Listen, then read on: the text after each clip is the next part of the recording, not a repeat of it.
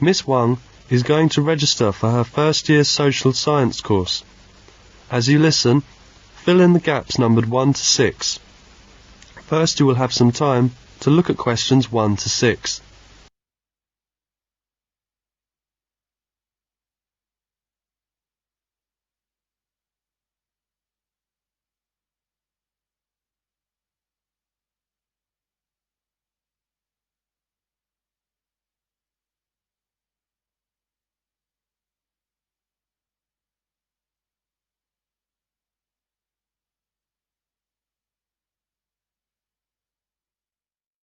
Now listen carefully and answer questions 1 to 6.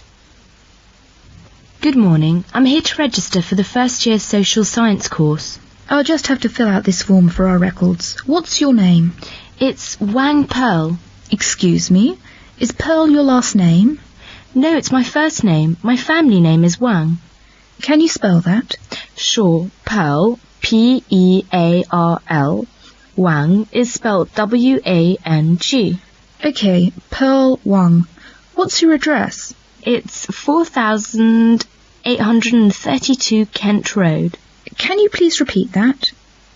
Kent, K-E-N-T, 4,832 Kent Road, flat number 301. All right. And your telephone number? I haven't got the phone on yet. I'm still looking for an accommodation which should be somewhere near the school.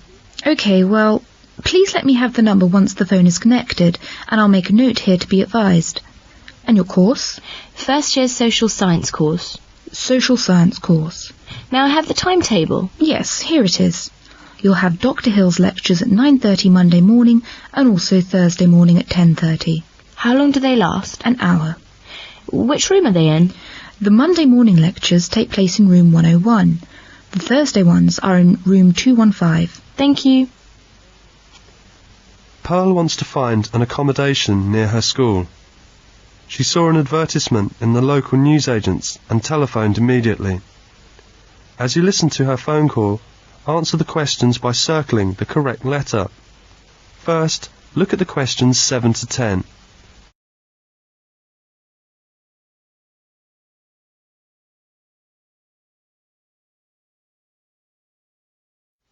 Now listen to the phone call and answer questions 7 to 10. 467931. Sue Jones speaking. Oh, hello. My name is Pearl Wang. I'm ringing about the flat. Oh, yes. You saw my ad in the newsagent's window, did you? That's right. Could you tell me something about the flat? Well, this is a 2-bedroom flat. One big room and one a bit smaller. But it's quite nice. The rent is more than I could afford, so I've decided to find someone to share the flat with me. Oh, I see. May I have my own bathroom? Yes, there are 2 bathrooms. There's quite a big sitting room and a kitchen. The flat is an upstairs flat, on the top floor of the house. You know the landlady lives downstairs. And the central heating, is there? Yes, gas central heating. What about the rent? How much is it exactly? Well, I pay £90 a week. £90? Yes, but I thought I would pay £50 and ask the other person to pay £40 because, I've got the big bedroom. That seems only fair. I suppose so. What do you do? Work at the Globe Travel Agency. I'm from Australia and came here 3 months ago. What about you? What do you do? I'm studying, actually, at the Polytechnic Social Science. I'm from China. Sounds interesting. Look, why don't you come round and see the flat? Then you can make up your own mind. It's better than trying to talk about it over the phone.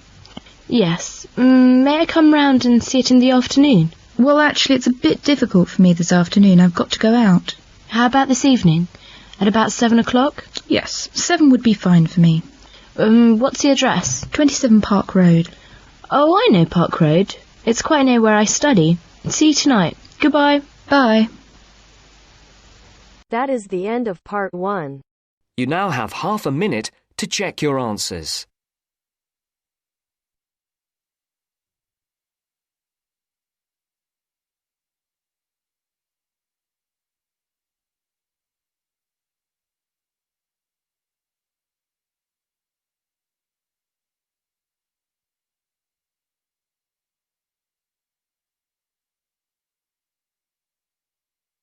Now turns to Part 2.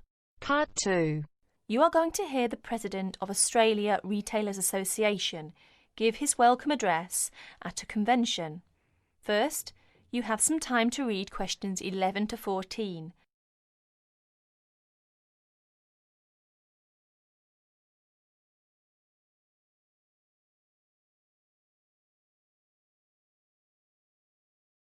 As you listen to the first part of the talk, answer questions 11 to 14.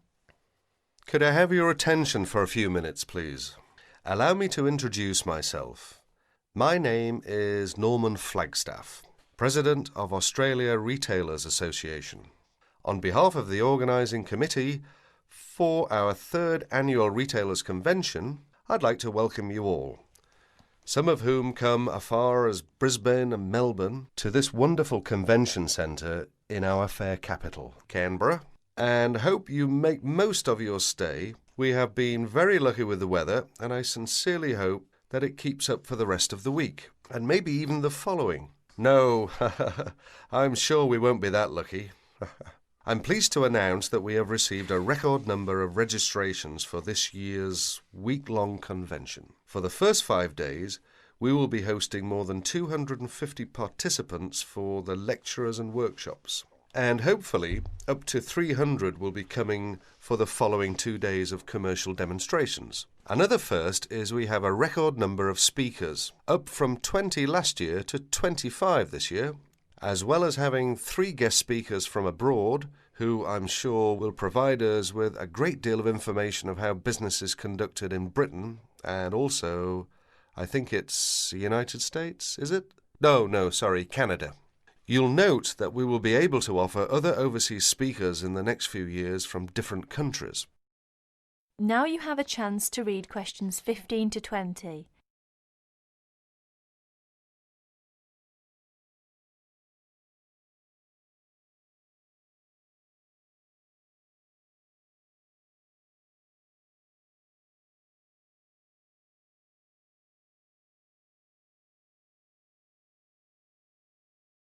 As the talk continues, answer questions 15 to 20. For those of you who won't attend the lunchtime meeting, there are plenty of places to go. The famous Italian restaurant, Peroni's, is not too far from the convention centre. From the centre's entrance on King Street, just go straight to the street to the Mime Park. Through the Heroes' Arch, at the other end of the park, cross William Street, and it's right next to the bank. The Jumbo Sandwich Shop for quick snacks is also nearby. From the centre, just turn right up King Street and turn left into Queen Street. Go along Queen Street until you get to the William Street, then turn right. You'll spot it right next to the William Street Underground Station.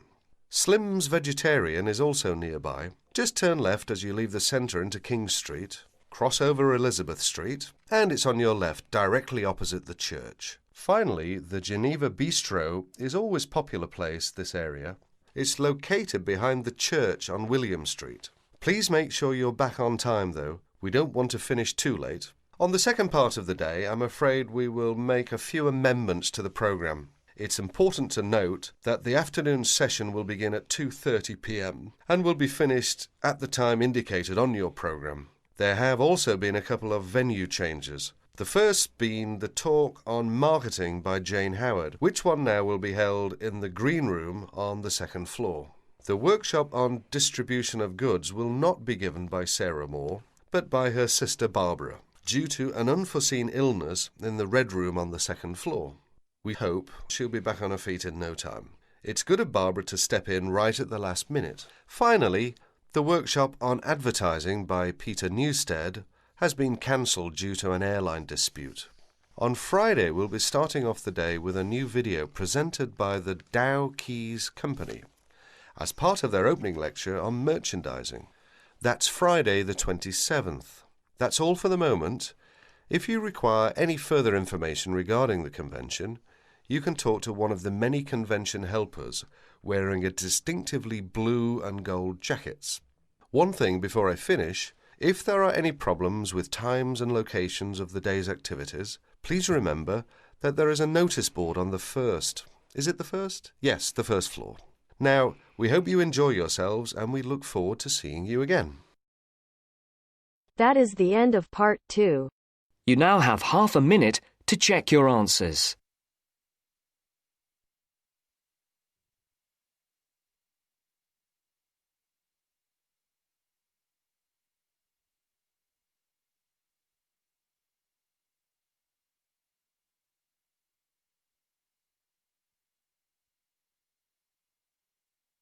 Now turns to part 3. Part 3. You will hear a conversation between John Watson and several environmental science students. Now you... First, you have some time to look at questions 21 to 24.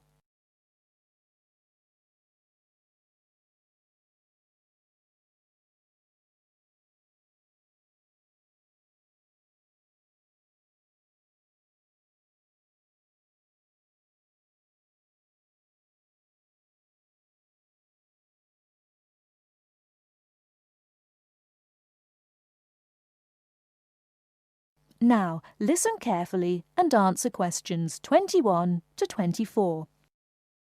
Good morning, everyone. I'd like to introduce our guest to you, John Watson. We're delighted to have John with us today to share his views on conservation.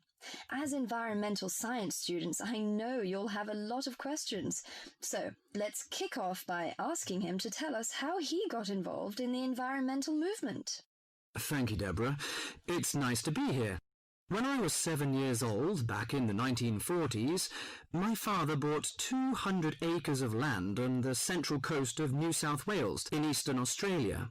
The marvellous thing about it was that it was virgin bush. In other words, completely natural. But this kind of country doesn't exist anymore. Oh, what do you mean by that? Well, let me explain. We went to live there when I was 10. When I was 12, the foxes and cats appeared. And by the time I was 14, there were no native animals left. You mean that within 4 years, all the native animals had gone? That's exactly what I mean. But it took a while for people to realize what was going on.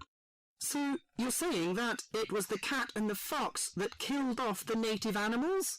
Absolutely right. But back in the 1970s, people didn't realize it.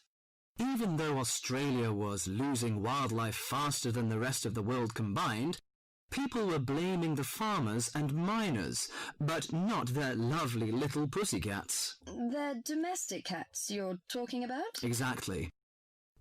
Before you hear the rest of the talk, you have some time to look at questions 25 to 30.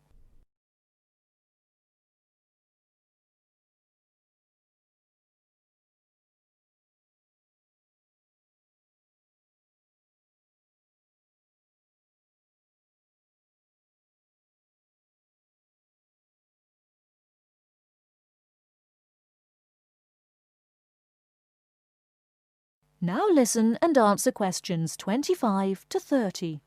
What's more, they didn't want to know. Can you tell us how you set about proving your theory that it was feral cats and foxes which were killing native animals? Well, I moved to South Australia specifically to set up a wildlife sanctuary there. Why South Australia in particular? I chose South Australia because it was the only state where it was still legal for me to fence off an area and put back locally extinct animals. That was very far-sighted of them, wasn't it? Well, not exactly. They just hadn't got around to making it illegal, though they soon tried to once they realised what I was doing. Did you ever get into trouble for your actions? Yes, once or twice. In 1976, they put me in jail for cutting down some pine trees to allow me to build a fence to keep out the cats and foxes. How did you get out of that situation? Well, I signed an agreement saying that I wouldn't go on building the sanctuary, but then I just kept on building it. That was very brave of you. Well, I figured that I had signed under duress, so I didn't feel bound by it. The sanctuary was completed in 1983 and opened to the public in 1985, and within a year it was overrun with native animals. There are other ways of protecting endangered animals, though, aren't there? You can raise public awareness through research and educational programs. Well, I don't have much time for that. Unfortunately, today we measure success in science, not by your results, but by how much funding you get. What you've done is obviously admirable. But don't you think there's an argument for letting nature take its course? I mean, don't you think cats and foxes have a right to live too? Well, no, not really. They were introduced to this country, but they don't belong here. But aren't you trying to turn back the clock? These other animals are here now. What is so important to you about native species that justifies killing any number of alien ones? I believe that evolution gave us a paradise, and that we will lose everything unless we understand the need for balance. But really, at the end of the day, it's just a belief. It's just a feeling. That is the end of part 3.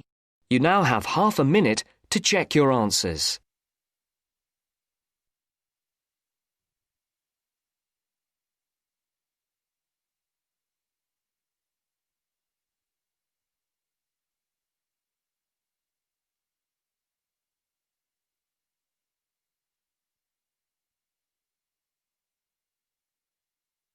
Now turns to part 4. Part 4. You will hear a conversation between Fred and Liz. They are talking about sleep and dreams. As you listen, answer the questions by writing no more than 3 words for each answer. First, you will have some time to look at questions 31 to 40.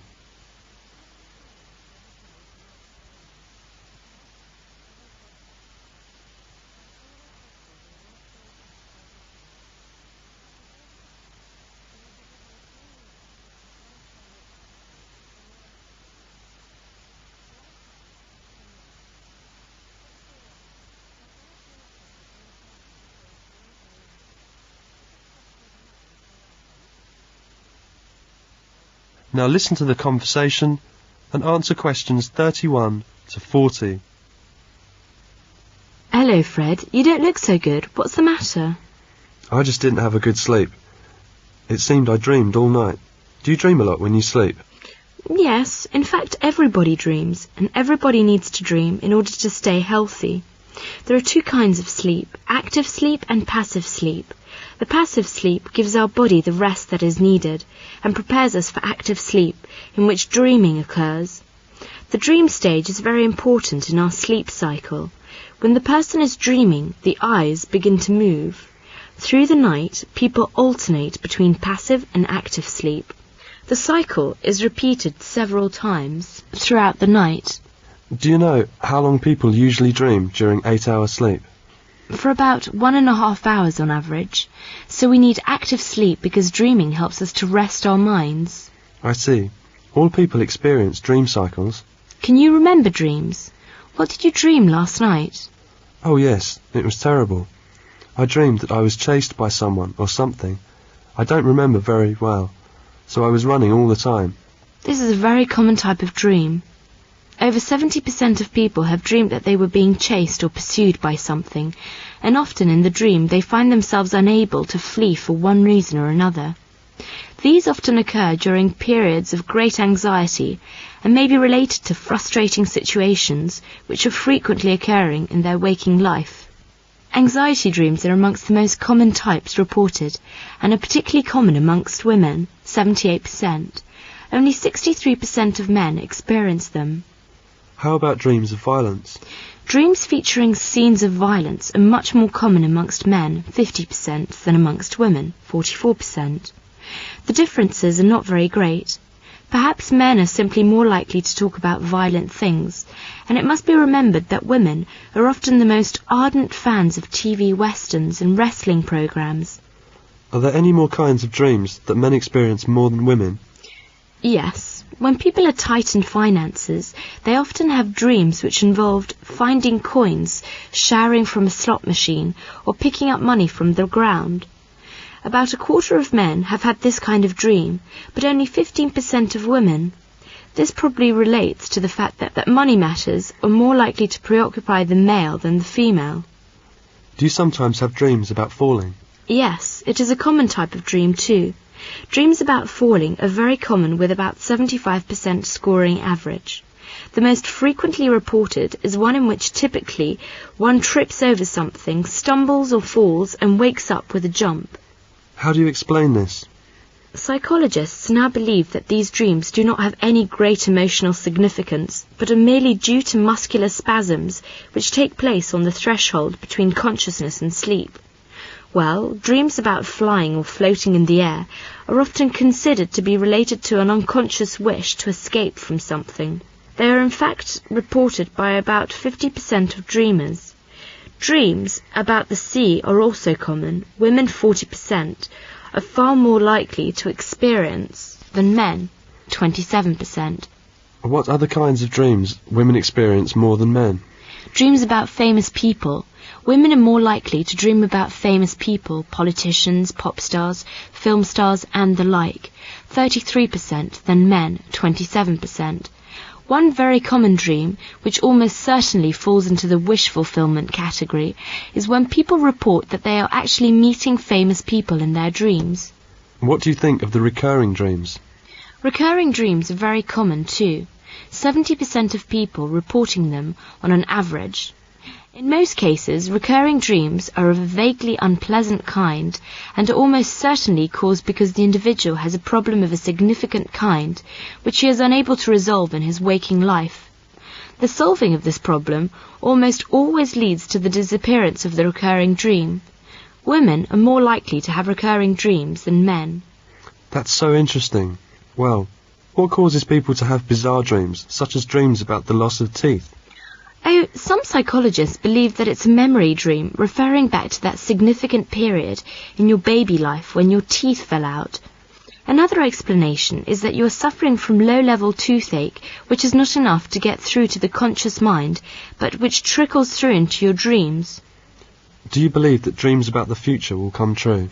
Well, dreams about the future, which come true, are very frequently reported, though it is fair to say that scientists are very doubtful about whether these are simply coincidence or genuine peeps into the future. Almost 30% of people believe that they have had at least one such dream. That's so instructive. You are an expert in this field. Liz, how do you know so much about dreams? Don't you remember that I'm majoring in psychology? I have done some research on the topic sleep and dreams. Thank you so much. That is the end of part 4. You now have half a minute to check your answers.